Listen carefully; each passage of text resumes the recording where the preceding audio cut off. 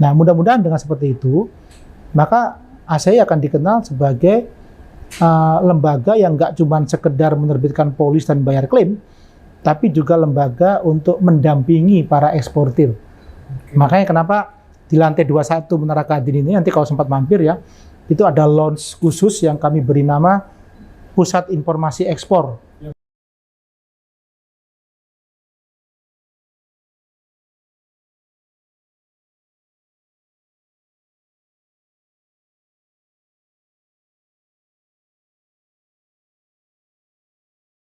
Dari Fakultas Perikanan Universitas Iya, betul. tapi kok bisa terjun ke asuransi? Apa dulu punya cita mau masuk asuransi itu gimana? Silahkan. Iya, iya. Yang pertama, kita itu memilih kerja, memang kadang-kala ada yang tidak direncanakan, gitu kan. Jadi saya lulus di Fakultas Perikanan Brawijaya itu tahun 97. 97 kemudian saya langsung bekerja di bank. Oh, pernah di Di bank di Surabaya. Nah, di Surabaya, bank swasta, bank swasta. Waktu itu namanya Halim Indonesia Bank. Sekarang diakuisisi oleh ICBC, bank dari Cina. Saya sebagai manajemen trainee pada waktu itu setahun, tapi kemudian berhenti dan mencoba untuk melanjutkan S2 di Bogor, di IPB. Udah tinggal masuk aja waktu itu. Ya ternyata kok dari sekian lamaran saya sebelumnya, saya dipanggil satu perusahaan asuransi, Bumi Putra Muda pada waktu itu. Nah, dipanggil ya saya ikut ya. Trigger saya adalah, saya janji ke orang tua saya, ke ibu saya kalau langsung ke S2, berarti nanti biaya dari orang tua, masih saya belum bekerja. Nah, saya masih punya adik 3. Udahlah, biaya itu biar ke adik-adik aja. Saya cari uang sendiri untuk bekerja. Jadi saya kerja dulu, baru saya sekolah. Ya biasa kalau orang Sumatera itu kan sekolah tinggi-tingginya. Loh ini mumpung sudah bisa masuk di S2 IPB. Enggak, saya kerja, saya janji nanti saya tetap akan dapat S2 juga. Dan saya masuk kemudian di Bumida tahun 99 sebagai manajemen training juga. Dan di situ ternyata ada banyak hal yang saya dapat. Ternyata industri asuransi itu luas sekali. Yang dulu orang melihatnya kan cuman sekedar ada agen asuransi datang, menjelaskan tentang produk, suruh beli. Ini enggak, ternyata banyak. Nah, ternyata waktu itu manajemen trainee di Bumida mengizinkan talenta-talenta muda untuk belajar sekaligus mengambil gelar profesi. Itulah saya mulai untuk mengambil subjek-subjek ujian AMAI.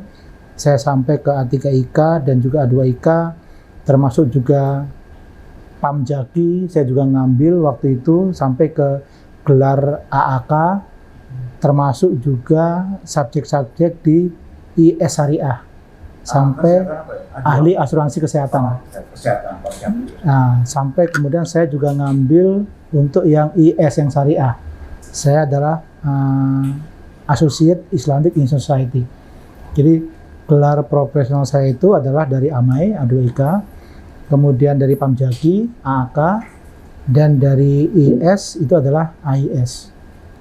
Selain itu, beberapa kursus yang lain. Nah itu kesempatan itu ternyata menarik juga di industri asuransi, yang saya nggak bayangkan sebelumnya. Apa yang saya peroleh dari Fakultas Perikanan? Ya pola pikir. Karena hampir semua mahasiswa saat itu mungkin akan berpikiran bahwa S1 itu belum cukup untuk kemudian bisa bekerja di bidangnya kalau nggak di training dulu. Seperti itu model pendidikan di S1 pada waktu itu. Mudah-mudahan sekarang udah berubah ya. Sekarang kan sudah ada magang, sertifikasi dan lain-lain ya, sehingga dia bisa bekerja di bidangnya saat kuliah. Kalau dulu masih belum.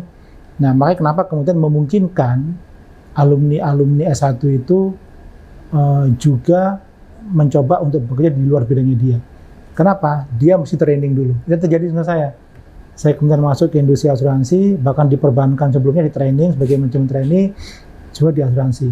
Nah, yang menarik di sinilah kemudian karir saya terbentuk.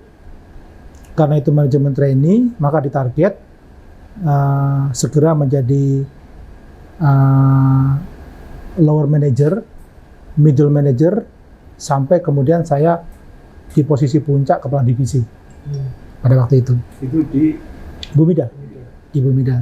Tapi saya sudah mengambil beberapa banyak ilmu di Bumida pada waktu itu. Nah, saya tertarik dengan pengembangan industri asuransi. Saya sudah masuk di bidang underwriting, bidang pemasaran, bidang manajemen strategi, bahkan saya pernah jadi kepala cabang, kepala bagian, sampai ke kepala divisi. Baru kemudian saya coba bergeser ke perusahaan yang lain. Saya masuklah di tahun 2012 itu di asuransi Jasa Tania. Jasa Tania di posisi kepala divisi juga, kepala divisi teknik. Nah, ternyata ada hal baru. Yang tertantang di saya adalah bukan lagi bicara mengenai bagaimana mengelola teknik, pemasaran, atau cabang seperti Bumida, tapi bagaimana kemudian kita bisa merubah kultur perusahaan itu menjadi lebih baik. Nah, ini tantangan manajerial nih. Jadi saya sudah beralih dari tantangan teknis ke tantangan manajerial. Karena agak berbeda kulturnya dengan Bumida pada waktu itu. Tantangannya banyak, gitu kan ya. Tapi alhamdulillah saya didukung penuh oleh atasan, oleh direktur teknik pada waktu itu Pak Adi Zulfikar. Tapi sayangnya memang nggak terlalu lama di situ, saya cuma 2 tahun, karena ada tantangan baru lagi. Ternyata ada perusahaan asuransi yang berkantor pusat di Semarang pada waktu itu, asuransi Sarana Lindung Upaya, yang lagi dibenahi. Jadi manajemennya baru. sekarang berubah apa namanya? Sekarang asuransi digital bersama. Digital bersama. Ya, dulu namanya SLU, Asuransi Sarana Lindung Upaya. Dia lagi mencari direktur operasional yang memahami operasional asuransi. Karena pada waktu itu dirutnya akademisi, direktur keuangannya adalah pemilik perusahaan. Jadi dia lagi nyari orang yang praktisi asuransi. Nah, saya ditawari. Karena ini tantangan baru bagi saya, dan saya juga belum tahu apa itu SLU ya. Saya masuk di situ sebagai direktur operasional sekaligus membawa teknik. Tantangannya lebih tinggi lagi, karena ini bicara mengenai top manajemen kan. Bukan cuma mengelola teknik, tapi juga mengelola semuanya, operasional, dan bagaimana memperbaiki perusahaan supaya lebih baik. Saya balik ke Jakarta, karena waktu itu kantor pusatnya SLU kan di Semarang kan. Dari Jakarta, saya membantu Binagria, direksi Binagria waktu itu, untuk penggarapan produk-produk retail. Saya di situ. Ternyata saya sudah membuat produk-produk retail, saya lupa ada 4 apa 6, saya lupa ini. Tiba-tiba kemudian karena dirutnya Binagria itu adalah ketua AUI, saya kemudian diminta untuk menjadi direktur eksekutif AUI, menggantikan Pak Julian Nur yang tiba-tiba ditunjuk sebagai dirutnya Adira. Ya udah, saya kemudian memulai karir baru, bukan lagi di perusahaan asuransi, tapi di tahun 2017 saya kemudian menjadi direktur eksekutif AUI. Itulah saya kemudian 2 periode untuk menjadi direktur eksekutif AUI. Nah, itulah kemudian baru pengalaman saya itu mulai bertambah itu. Jadi industri asuransi, perusahaan-perusahaan asuransi, bagaimana kita bisa mengkompilasi data berhubungan dengan regulator, semua stakeholder di industri asuransi umum. Ternyata kemudian Dewan Asuransi Indonesia mengadakan musyawarah. Musyawarahnya memilih AUI sebagai ketua DAI. Maka otomatis ketua AUI sebagai ketua DAI, direktur eksekutif AUI sebagai direktur eksekutif DAI. Jadi wawasan saya lebih luas lagi. Nggak cuma di asuransi umum, tapi juga di asuransi jiwa, asuransi syariah, pialang, sampai ke 12 anggota DAI tersebut. Nah, disitulah sebetulnya saya melihat potret industri itu secara keseluruhan. Bagaimana industri kita pada waktu itu, dan satu hal yang kita inginkan bersama adalah industri asuransi itu suatu saat harus bisa maju dan modern sama dengan industri asuransi yang ada di negara-negara yang sudah maju. Saat itulah kita mengharapkan penetrasi asuransi kita naik. Karena pada waktu itu dan sampai sekarang sepertinya masih di kisaran 3%. yang kita harapkan itu bisa naik lah, mungkin sampai ke 4% atau bahkan mungkin 5%. Bahkan di level ASEAN pun kita mungkin 3 terbawah gitu. Nah, ini yang kita harapkan sehingga kontribusi dari asuransi ini akan menjadi dominan jasa keuangan. Nah, dari potret kemudian industri asuransi ini, saya kenal dengan beberapa stakeholder industri asuransi. Saya kemudian diajak untuk masuk kembali ke perusahaan, tapi perusahaan reasuransi. Nah, itulah saya masuk kemudian tahun 2021 di PT Reasuransi Nasional Indonesia sebagai CEO di situ. Ternyata industri asuransi lagi ada masalah. Karena di reasuransi itu akumulasi liability, terutama di asuransi kredit, terkumpul jadi satu. Jadi masalah di industri asuransi inilah yang kemudian coba diatasi oleh semua CEO dan semua BOD di industri reasuransi pada waktu itu, dan saya termasuk di dalamnya. Kebetulan pada waktu itu ada holding asuransi ya, AFG, dan tempat saya bekerja bagian dari holding itu, sehingga bisa dibayangkan bagaimana kemudian kita bisa mengelola industri ini supaya lebih baik, memperbaiki GCG-nya, memperbaiki fitur produk yang bermasalah, yaitu asuransi kredit, sekaligus juga bekerjasama dengan semua stakeholder, perbankan, dan lain-lain, untuk sama-sama memperbaiki model asuransi kredit ini supaya lebih manageable ke depannya. Tapi memang saya nggak lama di situ, saya cuma setahun, lengkapnya itu 14 bulan.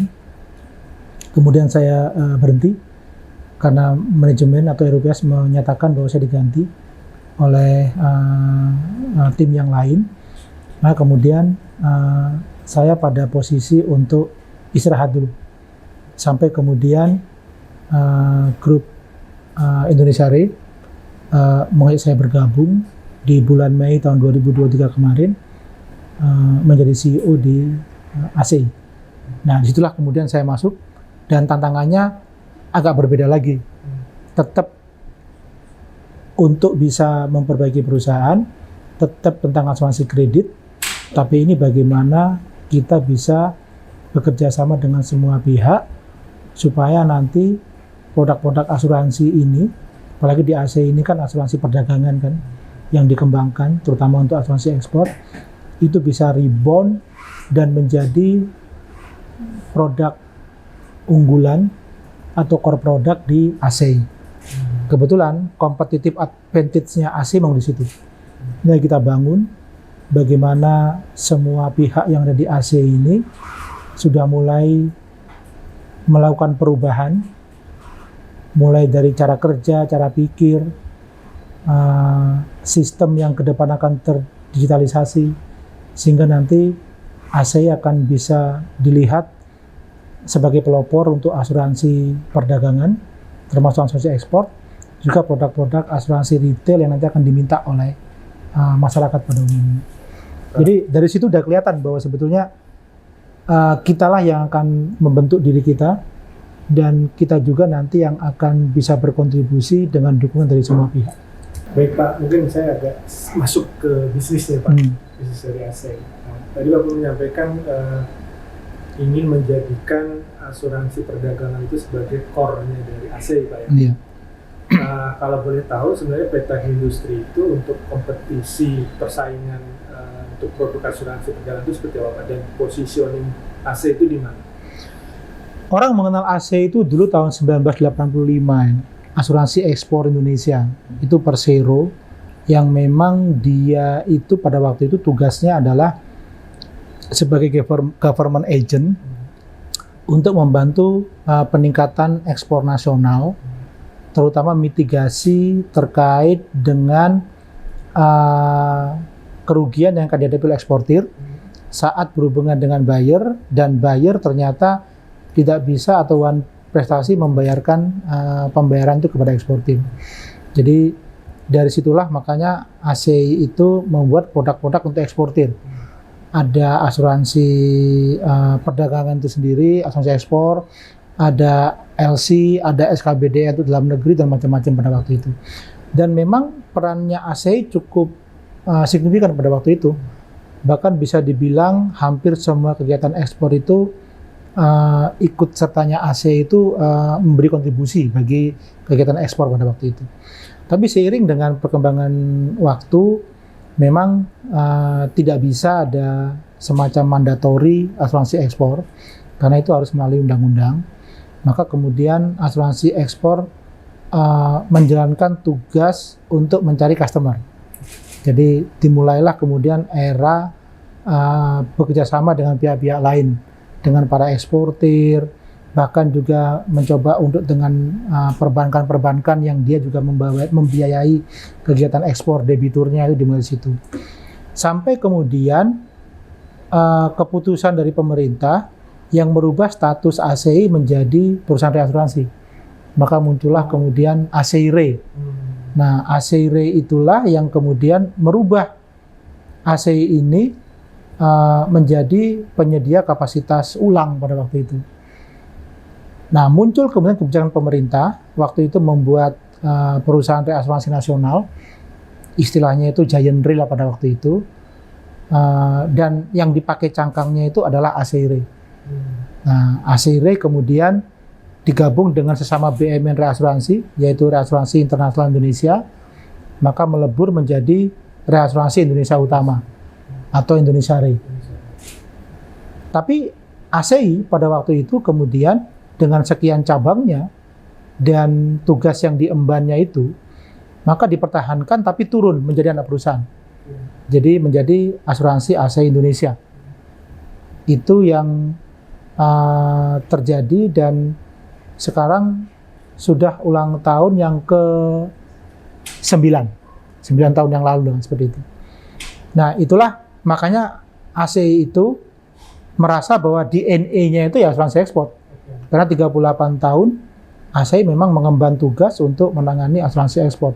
Jadi DNA itulah yang kemudian diyakini bisa menjadi core bisnisnya ACI. Dan pemegang saham memang juga meminta supaya ACI punya competitive advantage sebagai penyedia asuransi ekspor atau secara luas asuransi perdagangan. Nah, divisi ACI dikembangkan lagi, yaitu pemain utama asuransi finansial. Nah, asuransi finansial itu nggak cuma perdagangan, tapi juga asuransi kredit, juga penjaminan. Di dalamnya ada asuransi perdagangan, di dalamnya ada asuransi ekspor. Jadi visi ACI adalah ACI akan menjadi pemain utama asuransi finansial yang nanti menggunakan teknologi terintegrasi. Udah jelas bahwa kita akan mencoba untuk come up dengan perkembangan ke depan dengan teknologi terintegrasi, melayani semua stakeholder untuk kebutuhan asuransi finansial, khusus tentang asuransi ekspor dan asuransi perdagangan pada umumnya. Itu makanya kenapa kemudian kok ACI menggaungkan asuransi perdagangan sebagai kompeten, ya karena DNA kami di situ. Untuk ke depan kita akan bisa berkompetisi. Apakah ada pemain lagi asuransi perdagangan? Sekarang udah mulai banyak. Udah mulai banyak dan nggak cuma ACI yang mendominasi, tapi kami yakin bahwa orang sepertinya masih mengenal ACI sebagai penerbit asuransi ekspor dan juga asuransi perdagangan, sehingga itu yang dikatakan sebagai competitive advantage-nya ACI ke depan. Jadi paket lengkap ya? Ya, seperti itu. Tidak perlu lagi, untuk marin kargonya harus cari asuransi lain, nggak perlu ya, cukup di ACI. Bisa di ACI. Nah, cuman tantangannya adalah apa yang bisa membedakan ACI lebih baik dan ke depannya. Nah, inilah yang kita akan coba pastikan layannya ACI itu akan bisa lebih berbeda dibandingkan dengan yang lain tersebut. Maka kita akan siapkan satu solusi terintegrasi bagi eksportir dalam bentuk platform, di mana eksportir itu nanti akan bisa mendapatkan informasi lengkap tentang ACI dan produk-produk ekspor, sekaligus bisa berinteraksi apa yang diperlukan kalau dia berekspor, semacam advisor gitu lah, sampai kepada nanti kebutuhan asuransi ekspornya. Jadi itu yang lagi kita siapkan, dan memang ini pekerjaan cukup berat, karena ke depan itu digitalisasi proses bisnis itu memang harus, bagi mereka yang tidak melakukan itu, dia akan semakin ketinggalan. Nah, tim ACI lagi mencoba ke sana, karena sejalan dengan visi ACI bahwa ke depan kita akan menerapkan teknologi yang terintegrasi. Itu yang kami terjemahkan dengan membuat suatu ekosistem ekspor dalam satu platform digital. Berarti nggak main pricing, Pak ya? Price itu bagian yang memang menjadi variabel atau fitur produk. Tapi saya yakin kalau ternyata kita bisa memberikan service yang beyond of price, maka orang akan melihat bahwa price itu sebagai sesuatu yang nggak terlalu utama, tapi pelayanan yang akan kita berikan. Oke. Nah, kalau bicara asuransi ekspor Pak ya, ini kan pemerintah juga punya tuh Pak, yang itu dia di bawahnya Kementerian Keuangan, Exim Bank. Oh iya iya. Nah itu posisinya seperti apa Pak? Kan sama-sama punya pemerintah nih kan, Iya. cuman ini badan usaha milik negara, kalau yang itu kan badan usaha yang Iya. atau di bawah Kementerian Keuangan gitu. Indonesia Exim Bank itu nama lain dari Lembaga Pembiayaan Ekspor Indonesia. Memang itu lembaga di bawah Kementerian Keuangan dan dia dibentuk melalui undang-undang sebagai sovereign bank. Tugasnya memang untuk memberikan dukungan finansial kepada para eksportir. Dia bisa memberi pembiayaan, dia bisa memberikan penjaminan, dia juga bisa mengeluarkan produk asuransi. Jadi dia sovereign bank seperti itu. Ada beberapa kegiatan yang mandatori dilakukan oleh Indonesia Exim Bank, itu diatur dalam undang-undang. Posisi ACI adalah perusahaan asuransi umum yang menjual produk-produk asuransi umum, termasuk dalamnya juga asuransi untuk kegiatan ekspor. Jadi apakah produk ini sama? Bisa dibilang sama. Karena LPI pun juga menjual produk tersebut, ACI pun juga menjual produk tersebut. Apakah kami bersinergi? Bisa jadi. Karena sesama badan usaha yang sahamnya totally pemerintah yang punya, kita pun juga bersinergi. Dan sekarang pun kami juga membuat perjanjian kerjasama yang bersinergi dengan LPI dan ACI itu sendiri. Dimulai dengan penyediaan kapasitas dari ACI untuk membackup jika ternyata ada kapasitas yang kurang. ACI kita akan coba mintakan ke LPI. Jadi itu bentuk sinergi yang dilakukan. Betul. Oke, Pak, berikutnya tadi Bapak menyampaikan ingin juga memperkuat dari sisi digitalisasinya Pak ya. Betul. Apakah ada kayak semacam pembeda dari yang sebelumnya? Artinya itu alokasi investasi baru yang dikeluarkan memang untuk meningkatkan transformasi digital gitu Pak, menuju yang tadi di cita-citanya. Sebenarnya saya di awal tadi ya. Jadi positioning ACI saat ini dari sisi performa memang lagi mencoba untuk bangkit lebih baik lagi.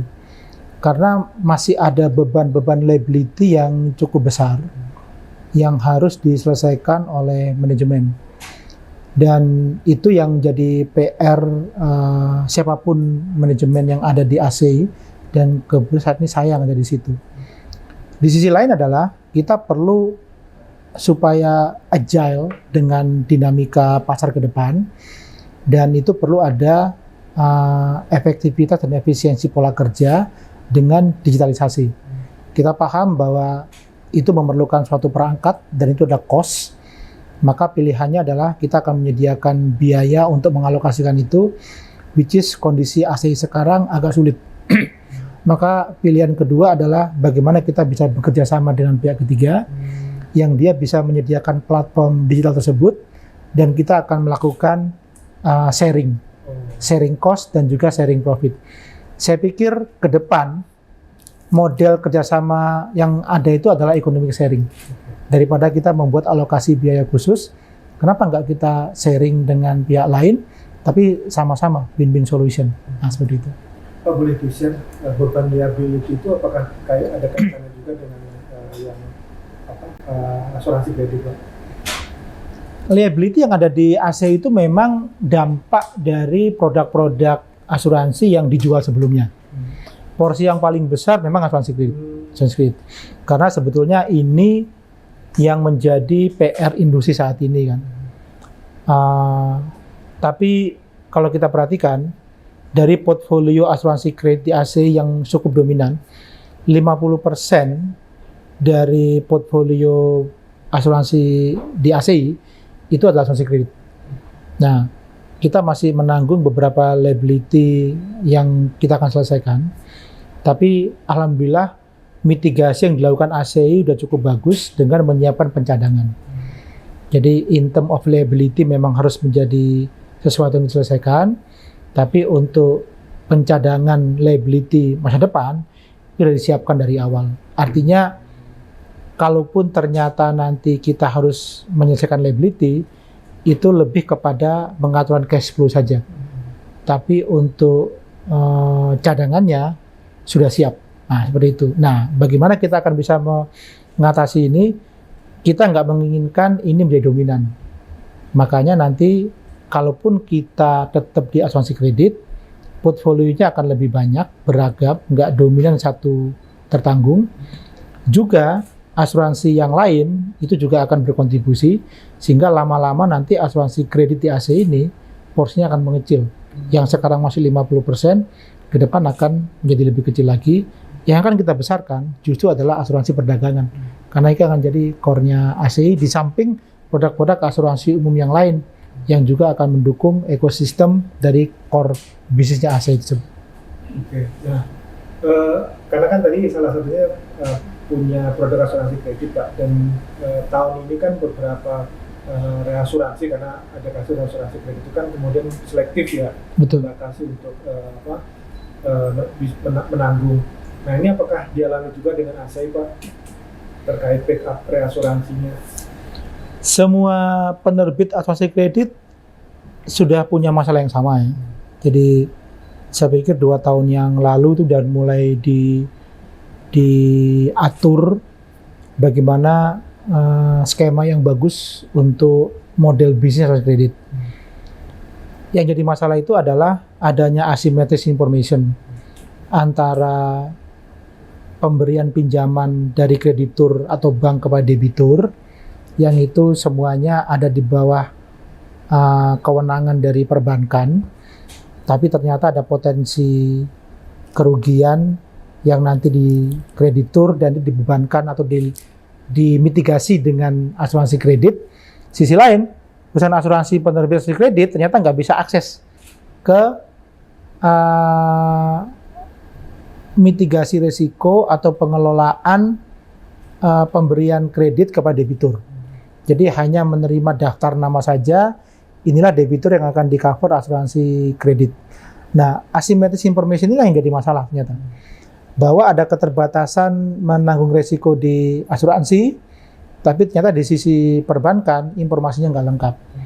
Sehingga kemudian coverage asuransi yang disediakan oleh asuransi sepertinya terlalu luas dibandingkan dengan kapasitas yang dimiliki tersebut. Ditambah lagi dengan akumulasi risiko yang terkumpul di perusahaan reasuransi. Karena model sesi reasuransinya itu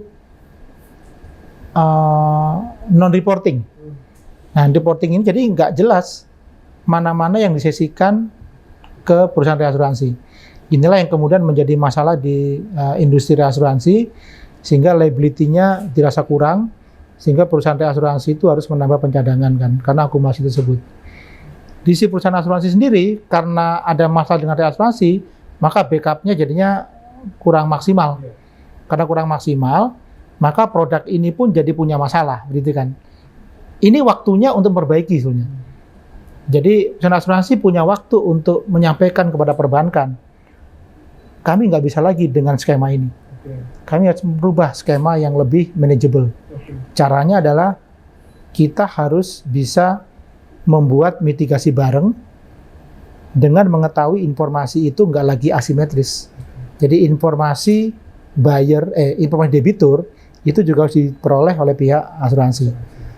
Tapi undang-undangnya kan beda-beda. Ada undang perbankan, ada undang-undang asuransi kan. Maka cara yang paling bagus adalah melakukan sharing risk. Sharing risk, resharing.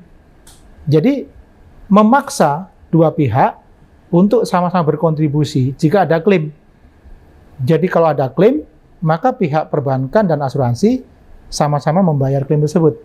Makanya kenapa risk sharing itu menjadi usulan yang disampaikan oleh industri asuransi kepada OJK saat OJK lagi mencoba untuk membuat skema asuransi kredit yang ke depan itu lebih manajemen seperti apa. Sudah masuk di RPOJK, kita lagi menunggu POJK-nya, dan mudah-mudahan dengan skema risk sharing tersebut, maka akan ada mitigasi risiko bersama. Pihak perbankan pun juga hati-hati dalam menyalurkan kredit kepada debitur, sehingga debiturnya itu akan terseleksi dengan baik, dan pihak asuransi pun juga bisa mendapatkan akses informasi yang lebih lengkap debitur tersebut dari pihak perbankan. Nah, artinya kan secara regulasi tadi sudah ada perbaikan, Pak. Iya. Yang harapannya masalah yang kemarin tidak terulang. Nah, ini bagi ASI tetap porsi asuransi kredit akan tetap dikurangi, Pak, walaupun sudah ada perbaikan dari sisi regulasi. Karena AC itu ke depan akan lebih fokus kepada core bisnis, aset perdagangan, maka nanti pelan-pelan aset perdagangan ini akan menjadi lebih dominan. Asuransi kredit, karena ini memang permintaan lagi banyak ya, kami juga coba main di situ, tapi dengan model yang lebih bagus.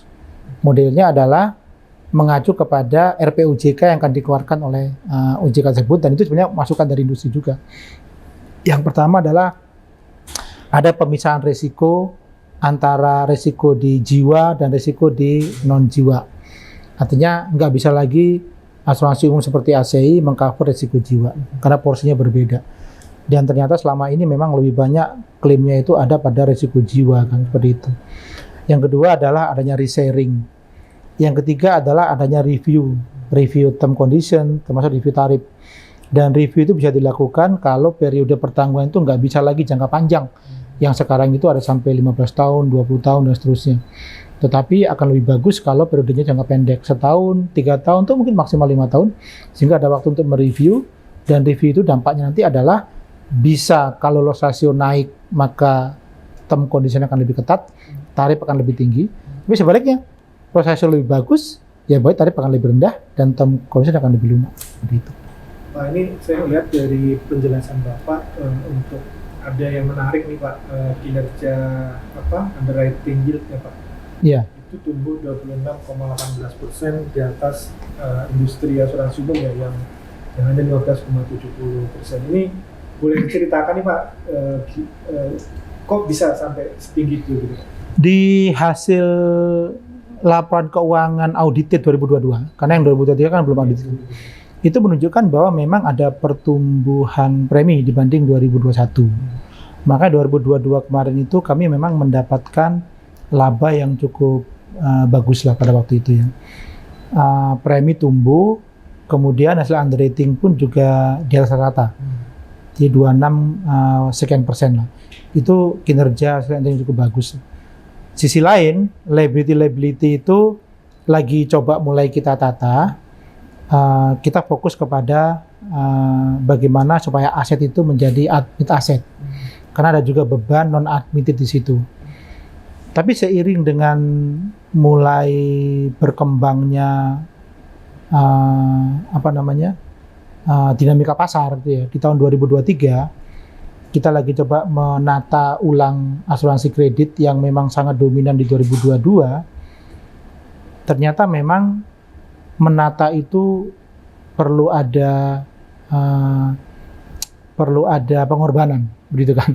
Jadi ada kondisi yang mungkin bisa diterima dengan baik oleh pihak perbankan, termasuk juga pembawa bisnis ya, sehingga berdampak kepada turunnya premi dari asuransi kredit yang sangat dominan tahun 2022 pada waktu itu. Juga di asuransi perdagangan ada beberapa sedikit masalah terkait dengan klaim yang berdampak juga kemudian, karena ini sangat sensitif ya, tertanggung itu. Begitu ada sedikit masalah, maka ada opsi yang lain, dia akan bergeser ke yang lain. Nah, ini menyebabkan kemudian ada penurunan bisnis tahun 2023.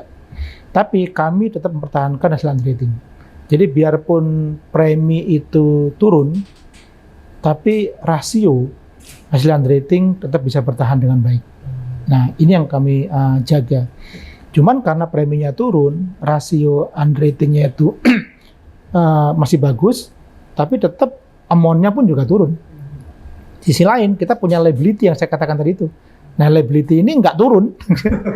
Yang ada liability itu malah naik. Makanya kenapa kemudian hasil kita 2023, laba itu lebih kecil dibandingkan tahun 2022. Tapi ini konsekuensi dari perbaikan, konsekuensi dari perubahan bisnis sendiri. Dan kita punya komitmen, biarpun hasilnya itu memang lebih kecil dibandingkan dengan 2022, tapi dari sisi kualitas, yaitu underwriting, kita upayakan tidak turun. Cuman karena ada liability yang beban yang cukup banyak, maka labanya akan turun. Di 2024 sudah bisa rebound belum? Harapan kita di 2024, di menjelang akhir 2023, kita akan memperbaiki infrastruktur bisnisnya. Jadi yang pertama kita perbaiki atau keseimbangan portfolio bisnis, tidak lagi didominasi oleh asuransi kredit. Kalaupun di asuransi kredit, tidak lagi dominasi oleh tertanggung tertentu. Yang kedua adalah kita perbaiki model pemasarannya, orang-orangnya, distribusi channelnya, cabangnya, termasuk partner bisnis yang nanti akan kita ajak kerjasama pun kita perbaiki semua. Dan ACI akan mulai masuk ke segmen retail. Karena segmen retail ini yang sebenarnya bisa langsung touch ke masyarakat, ke individu.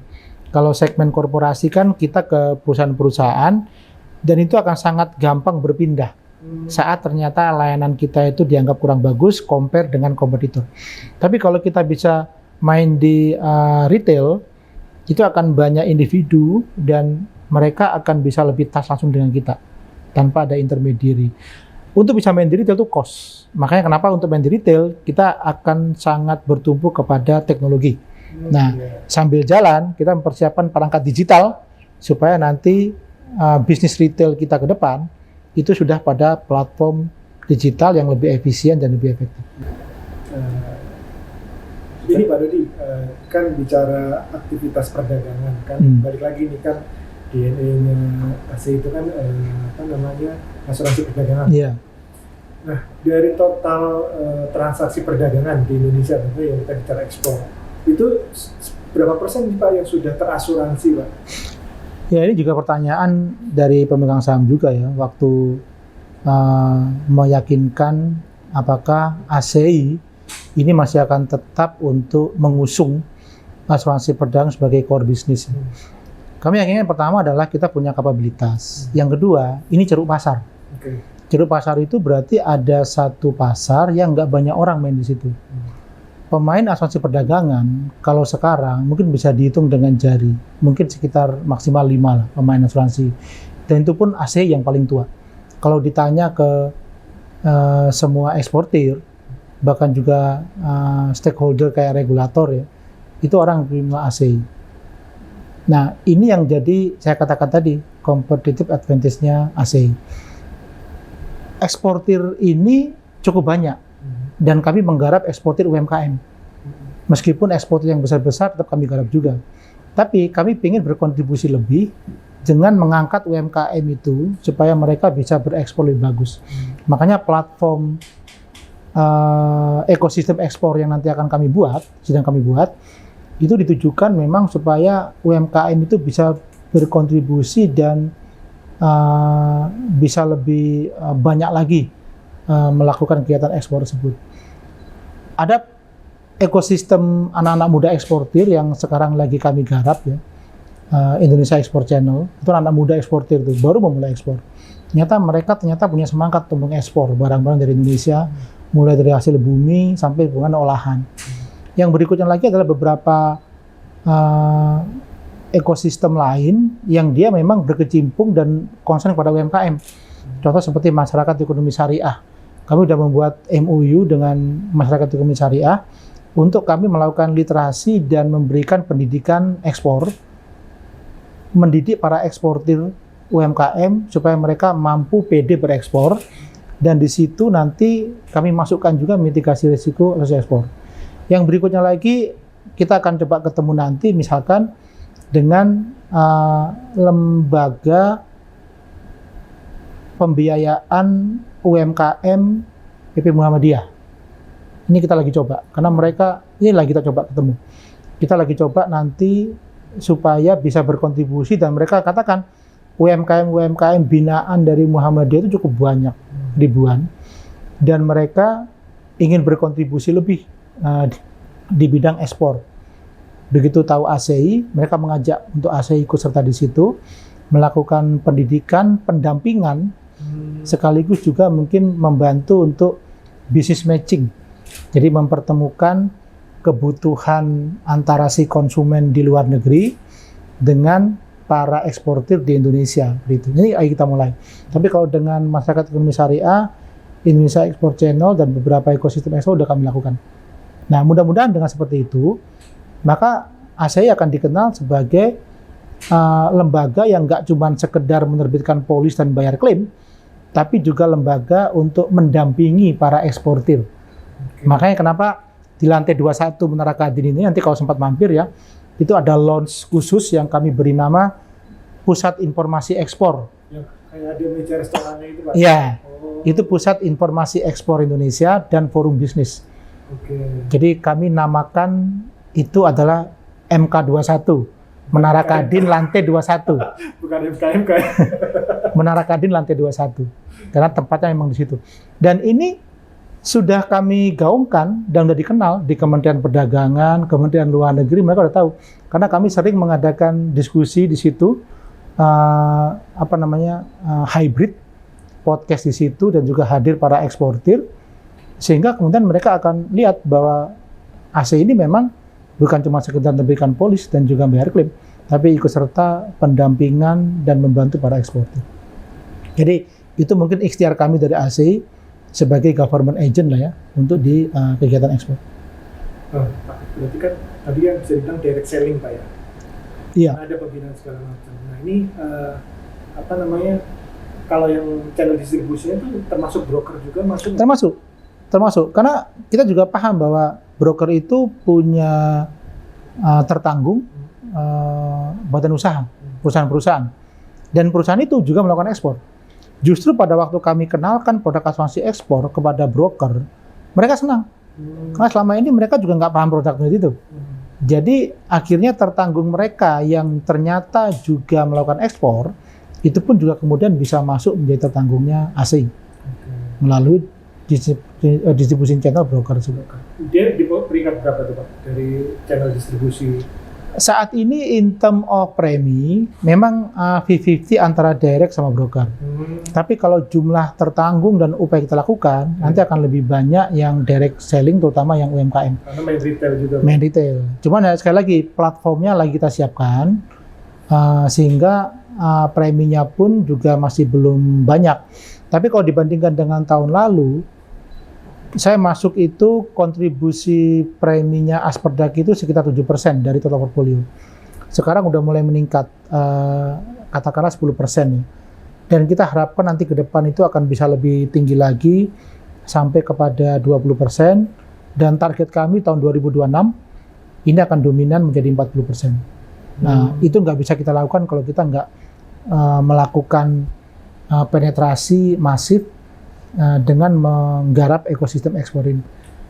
Saya mau berdalam yang platform yang Bapak beberapa kali singgung. Itu berarti platform digital, sebuah apps gitu Pak ya?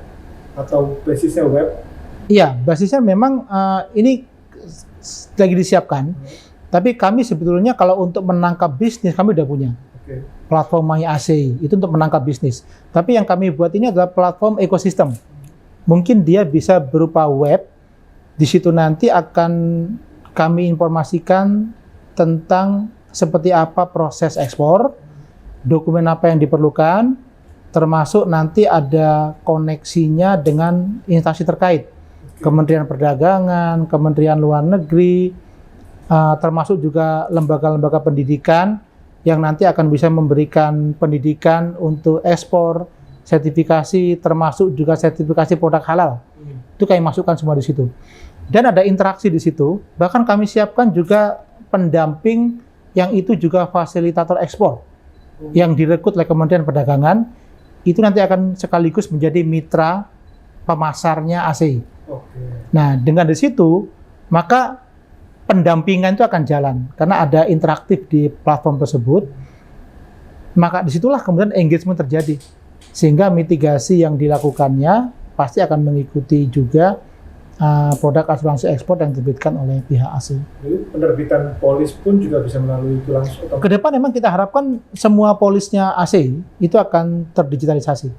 Kita lagi memulai dulu dengan penjaminan, dengan surety bond. Karena itu memang yang paling mudah kami lakukan. Dan ke depan saya pikir kita nggak bisa kalau nggak menggunakan digitalisasi. Dan ini kami berharap juga kepada otoritas ya, kepada OJK, supaya nanti bisa juga memaknai itu dengan mengeluarkan regulasi tentang polis digital dan lain-lain, supaya memudah nanti bagaimana kita penetrasi dan literasi kepada masyarakat. Oke. Ini pertanyaan terakhir saya, Pak. Bapak sampaikan pemain asuransi perdagangan itu kan tidak banyak. Iya. Nah, ini tidak banyak itu apakah karena kurang menarik atau seperti apa? Karena kalau kita bicara asuransi kredit yang awalnya sedikit karena mungkin dirasa menarik, akhirnya kan banyak pemain baru. Iya. Sementara ini kan asuransi perdagangan kan sejarahnya udah lama, Pak. Tapi kok pemainnya nggak banyak gitu. Saya sih melihatnya kompleksitas masalahnya. Karena bicara mengenai produk itu nggak cuma sekedar fiturnya saja, tapi juga bicara mengenai networking dan bagaimana menggarap pasar, termasuk bagaimana melakukan asesmen resiko dan penempatan resiko ulang. Ini berbeda dengan skema produk asuransi umum yang lain. Bahkan treaty-nya pun kami pisahkan. Bukan dengan treaty asuransi umum yang selama ini kami lakukan tiap tahun, tapi khusus. Penyedia pertanggungan ulang di luar negeri pun juga nggak banyak. Ada 3 besar pemain utama global ya, kalau kita perhatikan, Atradius, kemudian Coface, dan Allianz Trade lah. Ini semua mereka pemain besar, asuransi kredit, Trade Credit Insurance, TCI di global, dan mereka sekarang masuk Indonesia. Masuk ke Indonesianya itu mereka nggak bisa menerbitkan polis, tapi kerjasama dengan pemain lokal. Nah, inilah yang mereka kemudian menggarap pemain lokal selain ACI. Yang mereka kemudian kerjasama dengan asuransi-asuransi yang belum menerbitkan asuransi kredit, dan mereka kerjasama karena mereka nggak bisa menerbitkan polis. Artinya, pemain lokal ini, dia nggak punya kapasitas dan kemampuan untuk bermain di asuransi kredit perdagangan di CI ini. Tapi dia bisa kan di backup oleh pemain global. Nah, kalau ACI, karena DNA-nya ACI di situ, kami menguasai semuanya. Hanya masalahnya adalah menggarap pasarnya ini yang kami lagi coba perbaiki dengan intensif tersebut. Jadi sebenarnya prospek cuannya bagus, Pak ya. Iya. Cuma memang perlu kompleksitas dan keahlian lah ya. Betul. Untuk bisa mengerjakan ini sehingga pemainnya nggak banyak. Iya, sampai saat ini masih belum banyak. Tapi ke depan pasti akan ceruk pasar ini akan menjadi ramai. Maka sebelum itu kami harus duluan untuk memainkan ini dengan digitalisasi. Tapi kembali yang pertanyaan saya, Pak, total perdagangan yang sudah terasuransi itu berapa saja? Tidak banyak. Saya persentasenya belum tahu karena ini bukan mandatori. Jadi kembali kepada tipikal perdagangannya. Kalau perdagangan ekspornya itu ternyata dibayar cash, maka dia nggak perlu asuransi. Jadi yang kita garap itu adalah kalau perdagangan luar negerinya itu menggunakan skema non-cash. Jadi barang dikirimkan dahulu, baru kemudian belakangan uang dibayar oleh si buyer di luar negeri kepada eksportir. Nah, kekhawatirannya adalah kalau ternyata si buyer ini tidak membayarkan uang tersebut atau terkendala membayarkan uang tersebut. Nah, terkendala ini macam-macam. Kondisi politik sekarang itu bisa menyebabkan terkendala. Nah, ini pun juga masuk coverage asuransi yang di cover oleh asuransi perdagangannya ACI. Kalau pada praktek itu antara yang cash dan non-cash itu banyak mana, Pak? Kalau perdagangan itu pada umumnya non-cash. Maksudnya cash itu maksudnya bayar seketika ya? Iya. Bayar seketika. Rata-rata seperti itu, non-cash. Jadi sebenarnya... Tapi kembali ke daya tawarnya si eksportir. Karena ada kalanya kemudian eksportirnya merasa bahwa oh ternyata dia ingin dibayar cash, maka si bayarnya yang bayar duluan seperti itu. Cuman normalnya biasanya pedang luar negeri itu dia pakai tempo. Makanya kenapa ada LC gitu kan ya? Karena ada ketidakpercayaan, atau kalau di dalam negeri ada SKBDN seperti itu.